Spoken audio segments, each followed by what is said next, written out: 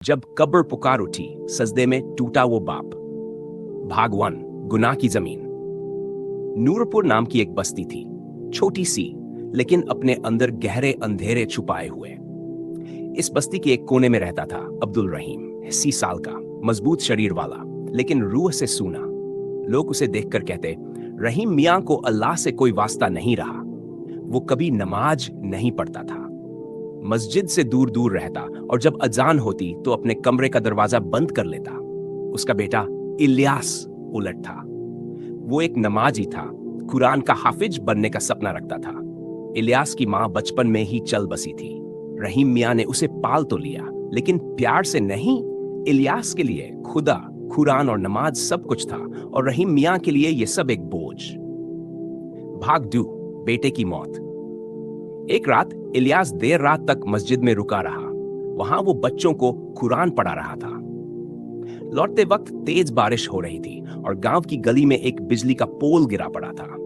अंधेरे में उसका पांव फिसला और वो गिर पड़ा। सिर जमीन से टकराया और वहीं उसकी रूह उड़ गई। सुबह जब गांव वालों ने देखा तो वो कुरान अपने सीने से लगाए पड़ा था, लेकिन सांसें बंद थीं।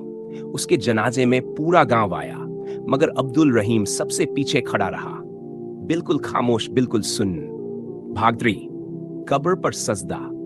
उस रात रहीम मियां पहली बार अकेले कब्रिस्तान गया। बेटे की ताजा मिट्टी के पास बैठा रहा कई घंटों तक। फिर अचानक उसने सजदा कर दिया।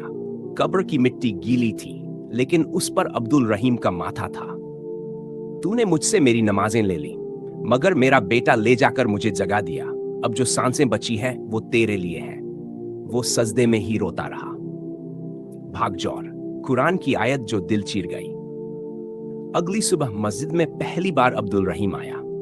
इमाम ने खुतबा दिया और कुरान की आयत पढ़ी, अलम यअनी लिल्लदीन आमनू अन तख्शअ कुलूबुहुम लिज़िक्रिल्लाह। क्या ईमान वालों के लिए अभी वह समय नहीं आया कि उनके दिल अल्लाह की याद से झुक जाएं? ये आयत रहीम मियां के दिल को चीर गई। वो वहीं बैठा रहा, आंखों से आंसू बहते रहे। उसके दिल में एक नूर उतर चुका था। भागा तौबा की रातें। अब रहीम मियां हर नमाज में सबसे पहले आता। सुबह की अजान से पहले मस्जिद में बैठा होता।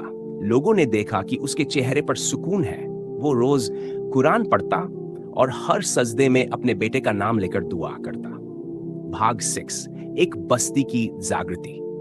धीरे धीरे उसका बदलना पूरे गांव को बदलने लगा। जो लोग पहले नमाज से दूर थे, अब मस्जिद में जगह कम पड़ने लगी। रहीम मियां की आंखों में आंसू आते थे जब वो देखते थे कि उनके बेटे की मौत ने पूरी बस्ती को हिदायत की तरफ मोड़ दिया।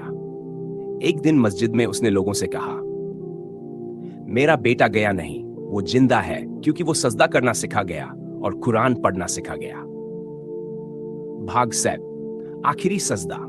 आखिर में एक दिन फजर की नमाज के बाद रहीम मियां उसी जगह बैठा रहा। लोग चले गए, लेकिन वो वहीं रहा। सजदे में जब जाकर देखा गया तो वो सजदे में ही अल्लाह से जा मिला था। चेहरे पर सुकून था, होंठों पर हल्की सी मुस्कान, और सीने पर वही कुरान रखा था जो उसके बेटे ने पढ़ाया था। समाप्ति। एक बाप जिसने साल नमाज नहीं पढ़ी, जब टूटा तो ऐसा टूटा कि एक बस्ती को खुदा से जोड़ गया।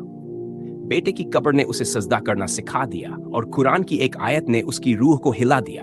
नमाज मत छोड़ो, कभी नहीं, क्योंकि आज